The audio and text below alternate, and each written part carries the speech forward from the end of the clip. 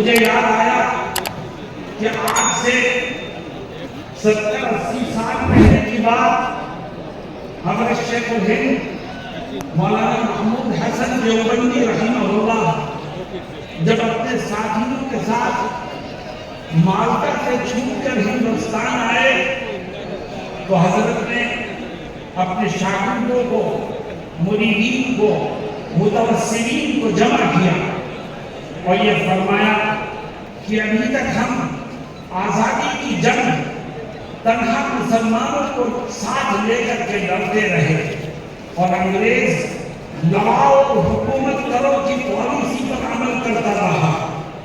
اب ہمیں اپنے ساتھ ہندوؤں کو بھی لینا ہے، مسلمانوں کو بھی لینا ہے، سکھوں کو بھی لینا ہے، عیسائیوں کو بھی لینا ہے، اور جب سارے ہندوستانی مذہب سے اوپر اٹھ کر انگریزوں کے خلاف کمر بستہ ہو کر میدان میں آئیں گے تو اس طاقت کو یہاں سے اپنا بوریہ بستر بول کرنے پر مجبور ہونا پڑے گا۔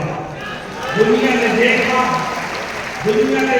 کہ وہ حکومت کہ جس کے اقتدار میں سورج میں غروب ہوا کرتا تھا، جب ہندو مسلم اتحاد کے ساتھ اس کے خلاف قدم بڑھانے لگے اور آگے بڑھ کے اس کا مقابلہ کرنے لگے، ہندوستانیوں نے قومی حیثیت سے، مذہب سے اوپر اٹھ کر جب انگریزوں کا مقابلہ کیا تو انگریز جیسی طاقت کو بھی یہاں سے جانے پر مجبور ہونا پڑا۔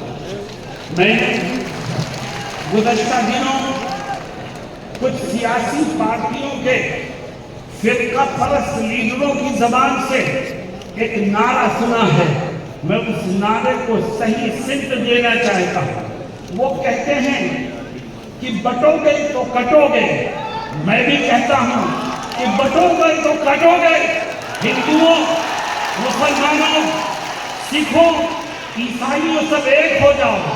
جب اس ملک میں رہنے والے سب ایک ہو جائیں گے تو فرقہ پرستوں کا منہ کالا ہوگا اور یہ ملک امن و امان کا گہوارہ بنے گا۔ آج ملک کو بانٹنے کے لیے، آج ملک کو تقسیم کرنے کے لیے نئی کوششیں ہو رہی ہیں۔ جمعیت علماء نے آپ کو آواز دی ہے، جمعیت اس ملک کی رکھوالی کرتی ہے، جمعیت کے بزرگوں نے اس ملک کی آزادی کے لیے وہ قربانیاں دی ہیں کہ جس کی مثال دنیا کی کوئی قوم پیش نہیں کر سکتی۔ آج ہمارے بزرگوں کے بنائے ہوئے کانسٹیٹیوشن کو، آئین کو بدلنے کی کوشش ہو رہی ہے۔ یاد رکھو، جب تک اس ملک کا سیکولر آئین باقی رہے گا اس وقت تک یہ ملک متحد رہے گا، اور جب ملک کا سیکولر آئین ختم ہو جائے گا تو یہ ملک بھی ٹکڑوں میں تقسیم ہو جائے گا۔ اور آؤ ہم طے کریں کہ ہم اپنے بزرگوں کے بنائے ہوئے سیکولر آئین کو تبدیل کرنے کی کسی کوشش کو کامیاب نہیں ہونے دیں۔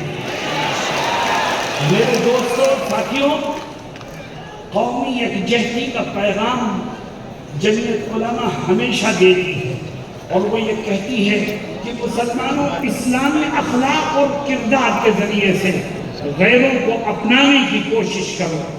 جس دین و دھرم کو ہم ماننے والے ہیں اس میں ایک دوسرے کا احترام کرنا، ایک دوسرے کو معاف کرنا، ایک دوسرے کے ساتھ حسن سلوک کرنا، اس کی بڑی اہمیت ہے۔ اس لیے ہمیں اس ملک کو ہمیشہ جوڑنے کی کوشش کرنی چاہیے۔ وہ طاقتیں جو نبی کریم صلی اللہ علیہ وسلم کی شان میں گستاخیاں کر کے مسلمانوں کا دل دکھانے کی کوشش کرتی ہیں، ہم ان طاقتوں کو یہ بتانا چاہتے ہیں کہ ہم اپنی ہر چیز قربان کر سکتے ہیں مگر اپنے نبی کی ناموس کا سودا نہیں کر سکتے۔ میرے دوستوں، ساتھیوں، جہاں تک ہو سکے گا ہم نبی کریم علیہ السلام کی عزت و ناموس کی حفاظت کرتے ہیں اور انشاءاللہ آخری دم تک کرتے رہیں گے۔ میرے دوستوں اور ساتھیوں، ابھی آپ نے ایک تجویز سنی اوقاف سے متعلق۔ میں نے دلی میں بھی کہا، آپ سے بھی کہتا ہوں کہ اوقاف یہ کس کا سرمایہ ہے؟ یہ ہمارے بزرگوں کا سرمایہ ہے، یہ اوقاف ہمارے بزرگوں کی دین ہے۔ کسی نے زمین وقف کی ہے مسجد کے لیے، کسی نے زمین وقف کی ہے مدرسے کے لیے، کسی نے زمین وقف کی ہے قبرستان کے لیے، کسی نے زمین وقف کی ہے غریبوں اور بیواؤں کی مدد کے لیے۔ یہ ہمارے بزرگوں کا سرمایہ ہے۔ آؤ ہم اعلان کریں کہ ہم اپنے اس بزرگوں کے سرمایہ کو خود استعمال کریں گے، کسی کو اس میں دخل دینے کی اجازت نہیں دیں گے۔ ہمارے بزرگوں کا سرمایہ ہے، ہم اس کی حفاظت کریں گے، ہم اس سے فائدہ اٹھائیں گے، ہم اس کو استعمال کریں گے۔ ہاں، اگر کسی جگہ کوئی وقف پراپرٹی کا غلط استعمال کرتا ہے تو حکومت قانون کے مطابق اس کے خلاف کارروائی کرے۔